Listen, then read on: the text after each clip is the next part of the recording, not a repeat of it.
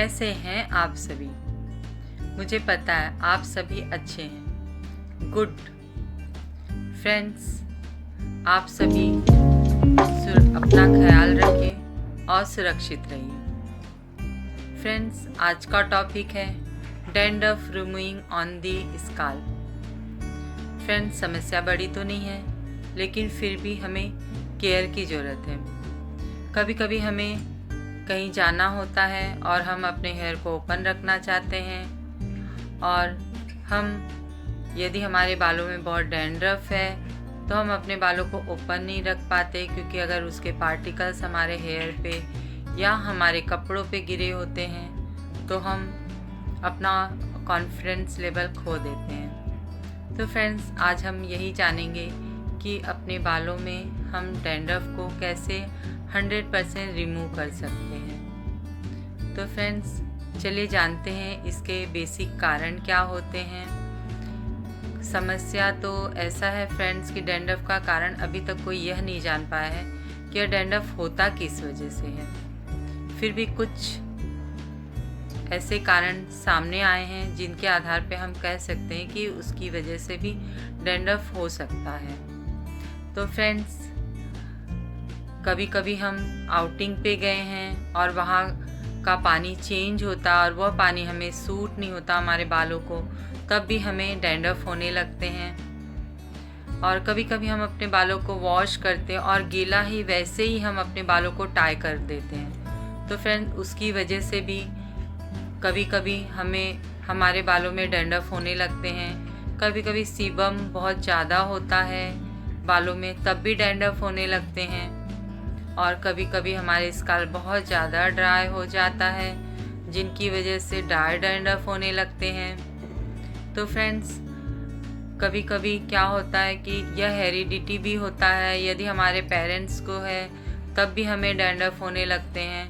हम ऐसा shampoo use कर लेते हैं कभी कभी जो हमारे बालों को क्लीन नहीं कर पाता, बहुत माइल्ड होता, हमारे बालों के अकॉर्डिंग नहीं होता है, और बाल हमारे क्लीन न होने की वजह से भी डैंड्रफ होने लगते हैं। कभी कभी डैंड्रफ की वजह से हमें ईचिंग होने लगती है, और यदि बालों में डैंड्रफ का जमाव अधिक होता है तो फ्रेंड्स उसकी वजह से पार्टिकल हमारे इतना ज़्यादा जमा होने लगता है डैंड्रफ का कि हमारे स्काल्प को ऑक्सीजन नहीं मिल पाता, जिसकी वजह से हेयर फॉल तक की समस्या होने लगती है।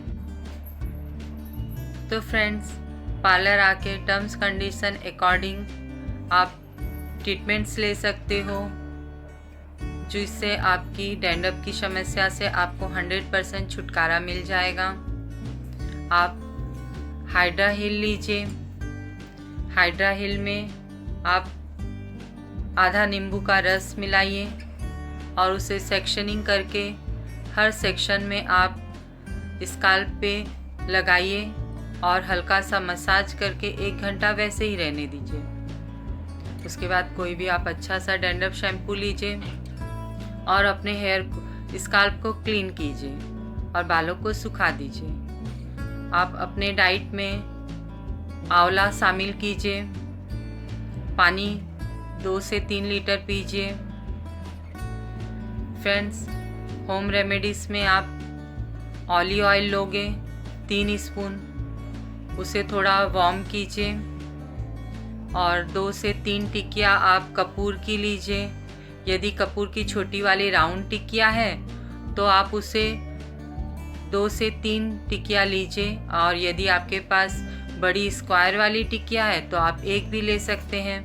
उस हाथों से मसल के चूर्ण बनाइए और उस पाउडर को आप ऑलिव ऑयल में मिक्स कीजिए और फिर उसे आप पार्टिंग करके स्काल्प में आप अप्लाई कीजिए। स्काल्प में अप्लाई करने के बाद आप उसे पूरी रात वैसे ही रहने दीजिए।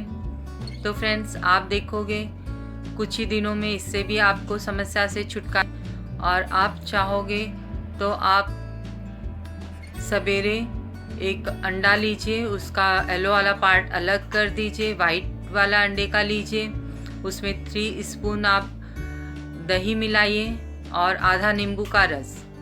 इन तीनों को मिलाकर एक पेस्ट बनाइए। इस पेस्ट को आप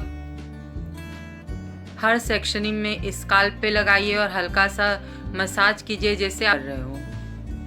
तो रिमूव करते करते आप मसाज कीजिए और वैसे ही रहने दीजिए। यदि आपके पास टाइम है तो आप 1 आवर्स के लिए रखिए, यदि आपके पास टाइम नहीं है तो आप आधे घंटे भी रख सकते हो। उसके बाद कोई भी अच्छा सा शैम्पू लीजिए, डैंड्रफ शैम्पू, और स्काल्प को क्लीन कीजिए और फिर उसे पूरी तरह अच्छे से सुखा लीजिए। तो यह ट्रीटमेंट्स आपको वीक में 1 टाइम करना है और फिर खुद ही आप देखोगे फ्रेंड्स, कुछ ही दिनों में आपको डैंड्रफ की समस्या से छुटकारा मिल गया है। तो फ्रेंड्स, अब आप अपने हेयर्स को ओपन रख सकते हो ना। जुल्फे खोली हैं उन्होंने आज, सारा शहर दुआ बादलों को दे रहा है। तो फ्रेंड्स, लाइक कीजिए, सब्सक्राइब कीजिए एंड शेयर कीजिए। हम फिर मिलेंगे। Thank you friends, bye.